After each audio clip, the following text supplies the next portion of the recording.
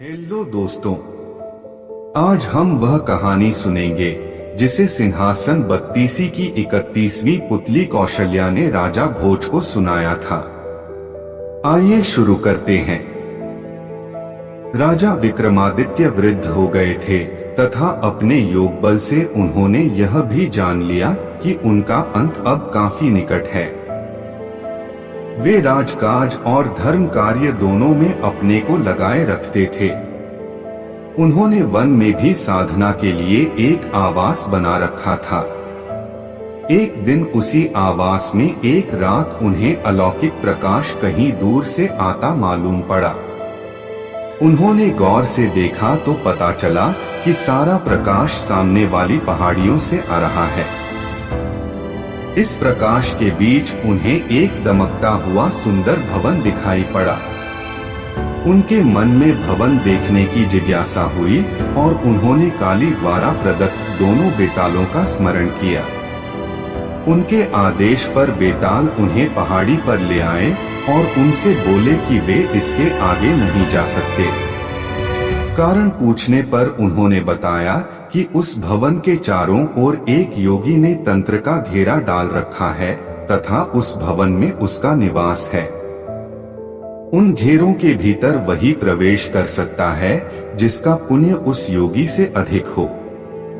विक्रम ने सच जानकर भवन की ओर कदम बढ़ा दिया।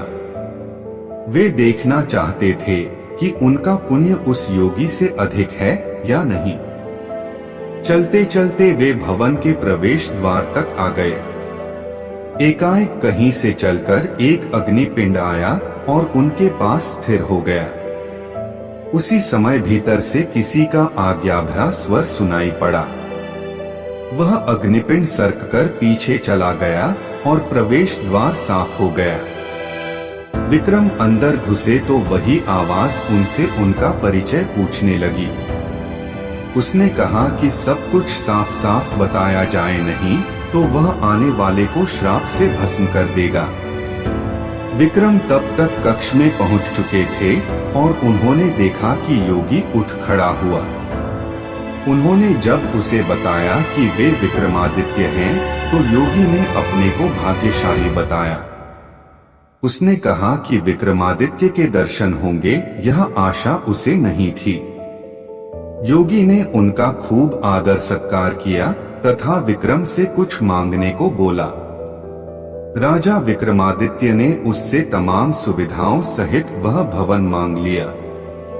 विक्रम को वह भवन सौंपकर योगी उसी वन में कहीं चला गया। चलते चलते वह काफी दूर पहुंचा तो उसकी भेंट अपने गुरु से हुई। उसके गुरु ने उससे इस तरह भटकने का कारण जानना चाहा तो वह बोला कि भवन उसने राजा विक्रमादित्य को दान कर दिया है।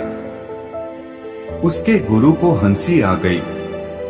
उसने कहा कि इस पृथ्वी के सर्वश्रेष्ठ दानवीर को वह क्या दान करेगा, और उसने उसे विक्रमादित्य के पास जाकर ब्राह्मण रूप में अपना भवन फिर से मांग लेने को कहा। वह वेश बदलकर उस कुटिया में विक्रम से मिला जिसमें वे साधना करते थे। उसने रहने की जगह की याचना की। विक्रम ने उससे अपनी इच्छित जगह मांगने को कहा तो उसने वह भवन मांगा। विक्रम ने मुस्कुराकर कहा कि वह भवन ज्यों का त्यों छोड़कर वे उसी समय आ गए थे। उन्होंने बस उसकी परीक्षा लेने के लिए उससे वह भवन लिया था। इस कथा के बाद 31वीं पुतली ने अपनी कथा खत्म नहीं की। वह बोली, राजा विक्रमादित्य भले ही देवताओं से बढ़कर गुण वाले थे और इंद्रासन के अधिकारी माने जाते थे, वे थे तो मानव ही। मृत्युलोक में जन्म लिया था, इसलिए एक दिन उन्होंने अपना शरीर त्याग दिया। उनके मरते ही सर्वत्र हाहाकार मच गया। उनकी प्रजा शोकाकुल होकर रोने लगी। जब उनकी चिता सजी तो उनकी सभी रानियां उस चिता पर सती होने को चढ़ गईं। उनकी चिता पर देवताओं ने फूलों की वर्षा की। उनके बाद उनके सबसे बड़े पुत्र को राजा घोषित किया गया। उसका धूमधाम से तिलक हुआ। मगर वह उनके सिंहासन पर नहीं बैठ सका।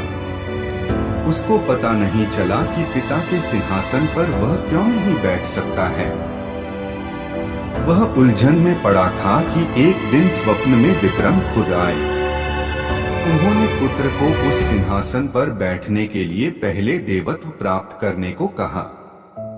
उन्होंने उसे कहा कि जिस दिन वह अपने पुण्य प्रताप तथा यश से उस सिंहासन पर बैठने लायक होगा तो वे खुद उसे स्वप्न में आकर बता देंगे।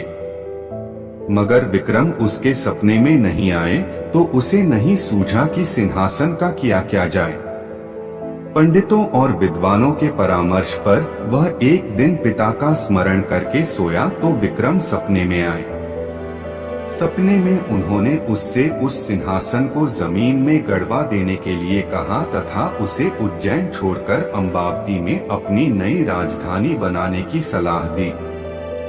उन्होंने कहा कि जब भी पृथ्वी पर सर्वगुण संपन्न कोई राजा कालांतर में पैदा होगा, यह सिंहासन खुद ब खुद उसके अधिकार में चला जाएगा।